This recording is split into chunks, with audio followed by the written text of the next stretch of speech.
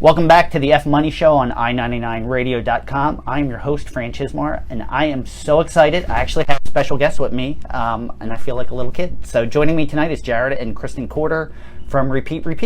Thank you for taking your busy schedule. Thanks for having us. Yeah, thank you. It's a pleasure to meet you and to be here. I'm excited. This is awesome. So you just released your sophomore effort, Glazed.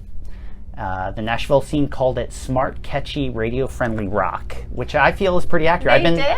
Yeah. It was, wow. And I feel that's pretty accurate. I wish when I listen to albums, I glut listen. Like it's just like I may take a song and like I'm gonna listen to this song 15 times. I'm gonna listen to this album. That's me too. Like I just like stalk each song, and then it may change just throughout the list. Yeah, me too. So, and I agree. I loved it from start to finish, and every time I listen to it, I kind of pick a different song that I obsess over.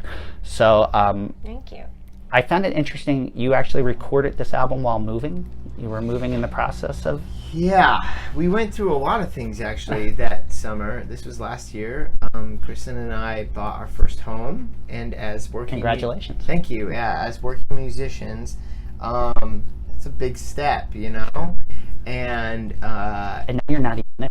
Now we're not even there, but it was just a perfect in time for us to never be there. But as musicians too, do not have a landlord that you have to worry if you're going to come home to like getting kicked out or something. You know, just the way the market works in Nashville. There was a variable there that the more we started touring, we felt like, if we could take that variable of living in the hippest city somehow in the country right now and being in a rental in the coolest neighborhood ever, you know, right now for the last 10 years, like it just felt a little volatile for us to sort of like have faith in. And you're away for months at a time. Too, so. And also like so the lead into that whole to making the record was we were on tour for about 6 weeks. And while we were on tour, we were closing on the house, and so we were paying friends to go to the like inspection and stuff like that. And so it was this whole process, and we were also playing shows. And then on top of it, the day we got back from tour was 2 days before we closed on the house, and we found out that our dog had eaten something that blocked his like intestines and needed a $4,000 surgery. And so we were 2 days away from putting our our down payment on the house. So it was really stressful. and also we had just adopted this dog, and it was this whole thing. And I remember we sat in the vet's office, and at some point, you know, we were like, you know, he could see we were not only visibly exhausted because we had just gotten off the road for 6 weeks. I think at one point I had to say, I'm sorry, I'm just really tired. Yeah, exactly. And it's like, you guys have a lot going on. I was like, this is just our child. I even think I'm really tired. I think he like felt bad for us, and he like ended up waiving his like weekend upcharge fee because it was on a Saturday when this happened. Yeah. And so I just remember being like, well, you know, we're supposed to buy our first home in 2 days, but we love this dog, and I was like, I would rather lose our home than our dog, so I guess we'll get the surgery. And so we went with the surgery. I somehow just like we booked enough shows and pieced enough things together. We canceled a few dates so we could be home and be with him and everything like that. We figured it out one way or the other, and we pulled together our resources, and we got everything handled. And then on top of it, then a week later, the dog was like in recovery. We had just closed on the house, and we had 30 days to get out. And Patrick was like, "All right, let's start." And we were like, here, "Yeah, totally. And let's do that." But we didn't know what it was going to be like. So it ended up being 20 12-hour days. So he was literally just like, "Be at my house at 10."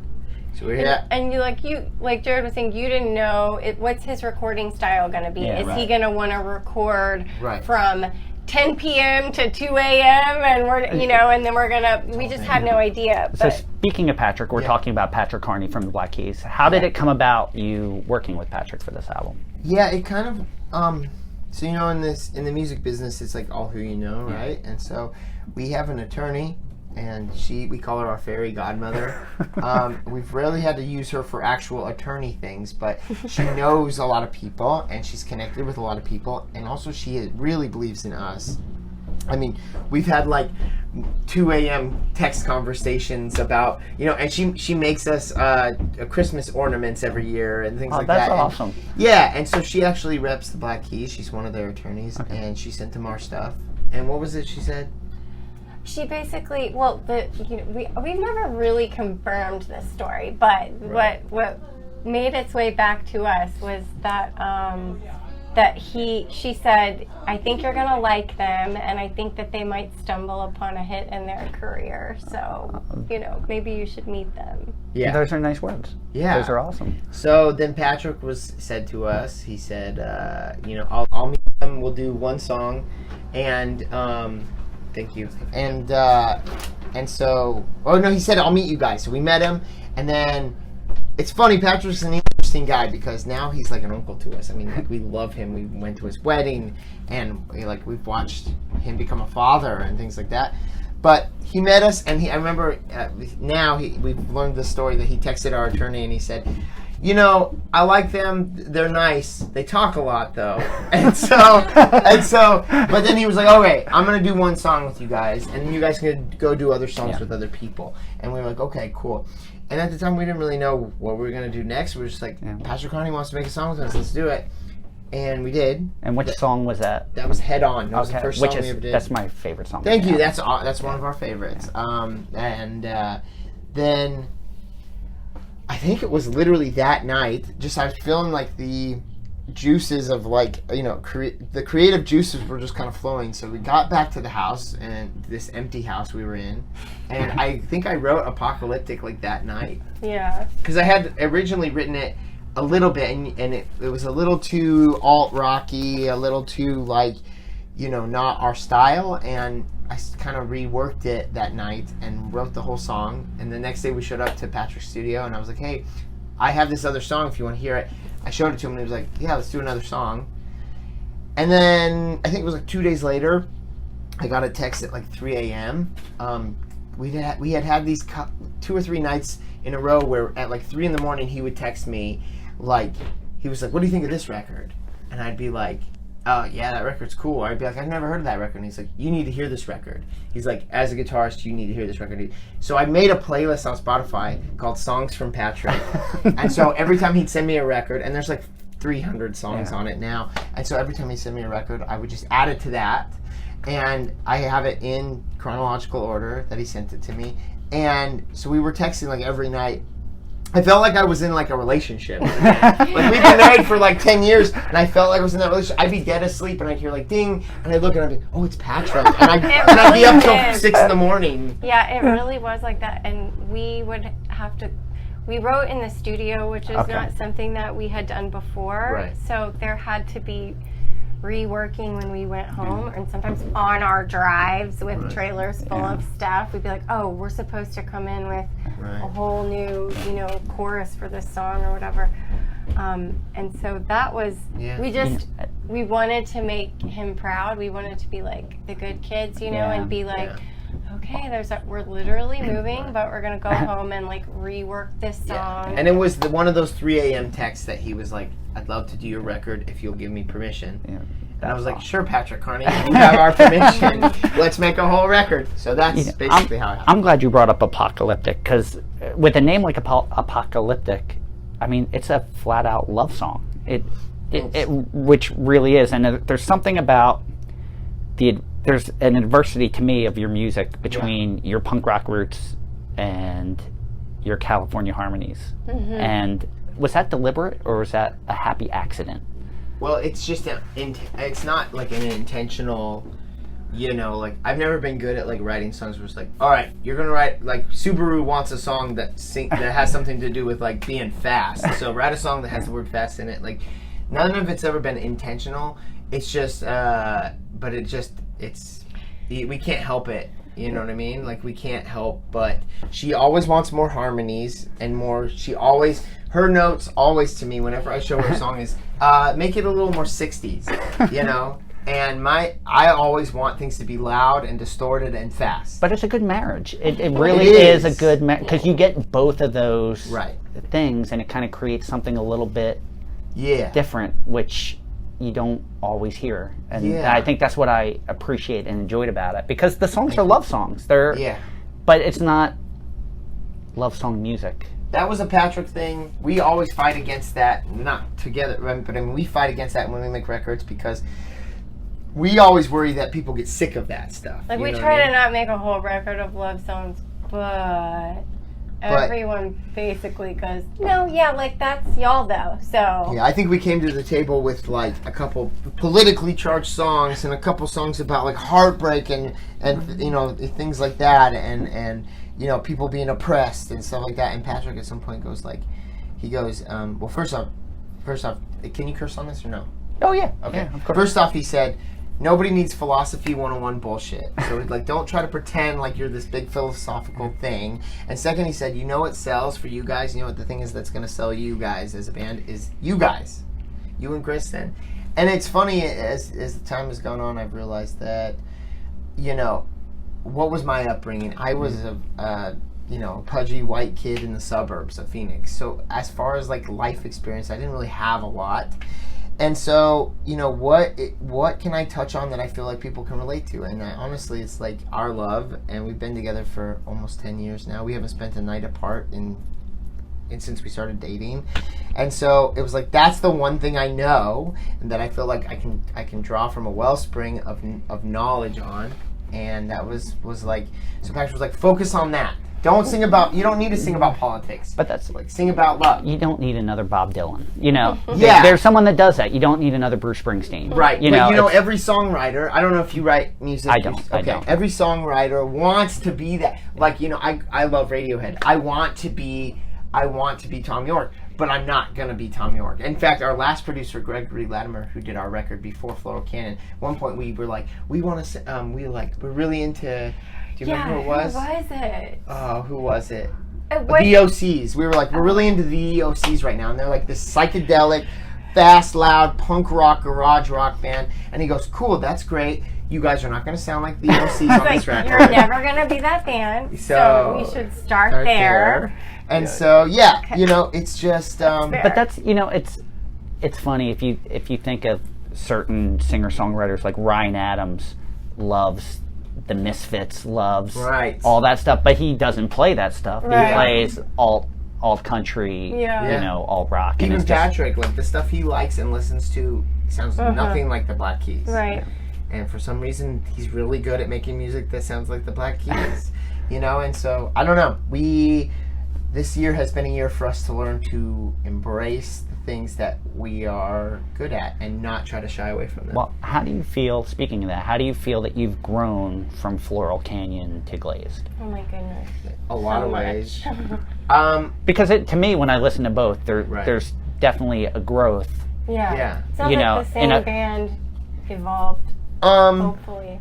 The first thing like is, a band that was doing it, you know, because they enjoyed it, to a band that is taking it like on a more serious. Not that you weren't taking it serious before. It's just like, no, we're good at this. Let's do this. Patrick gave us the green light to make the world take us seriously in a way that we've always taken ourselves. Yeah. You know, not only that, it's like, you know, he's done more than that. I mean, he produced the record, which was all one thing in itself, but then he played drums on the record. And you're like, this record's going to live longer than me. I'm going to die one day, and this record's going to live on.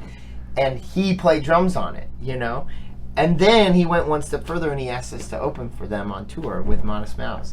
And how, because that's going to open you up so many doors. 19,000 people a night, you know? And those 8 shows are going to do more for us than the last 5 years of touring. So, and there's nothing I love more than going to a show like that and having the opening band blow me. Like, I always, you know, if there's 4 bands, I want to be there for all 4 bands, because there's always been bands that, you know, like the, you know, just the Dirty Nil. I don't know if you know them. Yeah, for you know, they opened for Flag. I could have cared less about Flag after that. I was like, who are these guys? Like, and that's, you know, that's awesome. That's your and we your feel opportunity. the pressure's on, which we embrace, but the pressure's on because it's like, not only is it us and the Black Keys, but it's us and the Modest Mouse. So it's like, everyone knows Modest Mouse, everyone knows the Black Keys, but very few people know us still. So it's like, this is a big moment for us to shine. So I think one thing we really learned was, or that how we evolved, was that Patrick gave us the green light to open the door to everybody to be like, oh shit, this band is doing something, you know? And in that sense, I think it allowed us to be like, to not feel like we have to like prove that to people, that we can just show up and be talented and be present and put on a good show and, you know, be the artist that we've wanted to be. Because in the past, before that, it was like, you know, we don't come from like any famous family or from money or anything like that, so we're making this whole thing out of thin air, you know. And so you're having to constantly try to prove yourself to people, and while you still do that at any level, you know, even at Patrick's level, we feel like people can't, it's silly that it works that way, but people can be like, well, the Black Keys like believe in them, so they must be at least somewhat worth checking out. Yeah. And that's a huge first step to get people to. You just need someone to listen to it. Right. Listen to it. Now, for someone that's listened to you but have never seen you live, what can someone expect from your live show? Oh, I think it's a lot rowdier than it implies on the record. We tend to play a lot faster and louder and a little bit more. I think our shows are a little more punk and our albums are a little more polished. That's the first thing that comes to mind. I'm looking forward to that. It's a party. Yeah, I mean, we had some people come see us in Houston recently, and they were like, they knew Girlfriend and they knew us from online and stuff, and they were like, we were expecting like this cute little pop show, and we showed up and it was like, wow, these guys like rock. They were expecting Mates of States, and they got and we love Mates of State, but we feel, again, like we can't thank Patrick enough, but we feel like he helped us align with like the perfect bands, because it's like, think about a band like Black Keys or Modest Mouse, and it's like, some people only know the Black Keys because of a song they heard in a car commercial. Exactly. Those people may not have ever been to a rock show, and they're going to come to that concert and they're going to see a rock and roll show, you know. And so we feel like we make these like love songs, and some of our stuff is very sweet, and that's why we call the album Glaze. It's like sometimes just like coated in sugary, you know, saccharine goodness, but then you come to a show and there's this rock and roll edge to it, and that's where we feel like we can really, you know. I grew up watching Showman. I grew up watching like AC/DC and Van Halen, and then in my high school years I watched like punk rockers and stuff. And it's funny that like the shows I went to when I was like 16, people were like climbing on stuff and spraying hoses out in the crowd and like jumping off stage and stuff, and you don't see that as much anymore. And you know, we're not trying to But I grew up watching like the Mamas and the Papas, so I'm like very like Michelle Phillips over there. You've managed to combine both of those though, which is fantastic. And I think people, thank you, and I think people are like catching on to it, and that's another thing in that this year we have really embraced what we are and our strengths, and have not tried to be anything different. And so like, even the live show, in the sense of, if you would have seen us back when we put Floral Canyon out, or even before that, it was like, there was a whole way Kristyn dressed, and there was a whole, we were trying to put our best foot forward in a sense. Well, also, I think it was like, to me, it was always me, but it was my most, like, on me, you know, like all of the 60s stuff that I love, you know, like Beatles Girlfriend looking, you know, outfits for every show, and like knee-high boots and stuff. It's funny you say that, because one of the questions I had for you was, before you actually joined Repeat, that wasn't your career trajectory, correct? Was not in the It was more design oriented. So what were your aspirations for? So when we met, I was doing some stuff with other indie bands in the East Nashville scene, like on a visibility level. So my background's in graphic design and web design, and then my background before that was in like PR. All right. So I would sort of come to the table with this whole like, this is what this is what you need, this is what you're trying to do, you know, like helping bands like kind of figure out what the rest of, like, they're playing music, but what does that look like on like a business side? Right. But even like, as far as the album goes, the artwork for the album, like, were you, because like I noticed the whole theme and how well everything fits together. Thanks. Like, I'm assuming that you had your hand in that. She was the artistic director. She's actually in the liner notes. We were really proud of that. Her, and then we employed our really dear friend. He's directed music videos. He directed the Girlfriend music video and a lot of stuff for us. His name's Jason Lee Denton. We basically had him help with a lot of the logistics and photography. Yeah, and the photography. And Kristyn was the art director for it. Awesome. I want you to get to your food, so I'm just going to ask one more Oh, question. no, this is for later. Okay. No, yeah, you're fine. No, This is we for don't. after We the usually show. eat after we play, so you're fine. We were really good now at like thinking way ahead. We're like, we're gonna be hungry after the show. But I have one more question for Yeah. you. What are you listening to in your tour band right now? So on your travels, what is it that you're listening Well, to? you have What's to be influencing? honest. Yeah, if I'm being honest, There's like only one band she ever listens to all the time. Oh, I need to hear what this is. I have a really hard time not listening to Always and Broncho. Right. So those are her two like favorite bands right now. She's like, Always is the only band I've ever seen her cry at a show. Like I will get I don't emotional. know. It will come out of With nowhere. two V's, I don't- all V's basically. Oh, okay. All right. They're Canadian. It was one of those All the bands, good I bands are heard them Canadian. first and I showed them to you and I was like, I think you dig this band. I think they're pretty cool. And she was like, yeah, I mean, they sound neat, but like nothing like out of the ordinary. Wait, let's not put that on record. That was in my younger days. No, I know. I was naive. No, but I think that's the beautiful part of the story is like, But that's sometimes the best music is like, I must have been tired. I knew No. Beatles songs Well- before I was really into the Beatles. It's like, I was going to say I've only ever cried at one concert, and Yeah. it was Paul McCartney. Yeah. And it was Saw just a him in couple years Bonnaroo. ago, and it was right here in Philly at Yeah. the Philly Stadium. Yeah. And it was during the encore when he plays the medley from Abbey Road Yeah. in its entirety. I wonder if we saw him on the same tour. probably not if it was only Yeah. a few years ago because we saw him like It was 5 like years ago. 2013. He headlined Yeah. Bonnaroo. Oh, Did he do Live and Let Die? yeah, he did. And Yeah. it was just, but the way he dedicated to all the songs to all the people that he had in his life that he Yeah. lost, and it was just such an emotional 3 hours of songs that you know and love. Right. And at the end, when you realize how important it is to you, Right. you can't help but to show that emotion. Like, I had no intention of crying, Yeah. but it was just, I'm like, all right, I'm not even going to fight it. either. No, that's how she literally I was watched like, them, and guys- she was like, the band would come up and be like, I hey, had aren't you friends on having the fun? phone. And she'd be like, Thank don't goodness. talk to me I'd now. be like, because I literally be like, okay, you can't talk to me right now. Well, and like the band is so sweet, and the boys are so sweet, and our tour manager is so sweet. Like they had this band Always. They had like a tour only 7-inch that they were selling, and so Brandon, our tour manager, went out of his way to reach out to their team because we were playing the same festival, and was like, "Do you guys have that 7-inch available?" And he was like, "I don't think so, but maybe I can grab one out of the box." And so they did. Okay, Just awesome. for us for That's- this festival, and. Kristyn was having like, it was hot. We were like on our 4th day at a music festival, just tired. My phone broke that morning. Your phone broke. Oh. We were just like tired and exhausted, and we all showed up. We're like, we have that 7-inch for you. And so she was like holding it, watching them play, and it was this magical moment. So that's So nerdy. No, but that's so true. That's, to me, that's the joy of music. That's why we're all Yeah. here. That's why you do it. That's Right. why we're here to watch it, and that's Yeah. the beauty of everyone wants to be moved. Yeah. Yeah, there's music that's background noise, Right. but everyone wants that.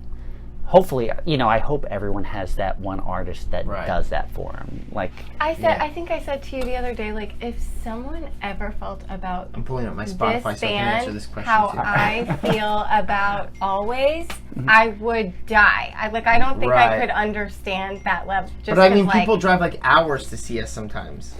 So I mean, like, there's a few Which bands is that all- we would do yeah. that for.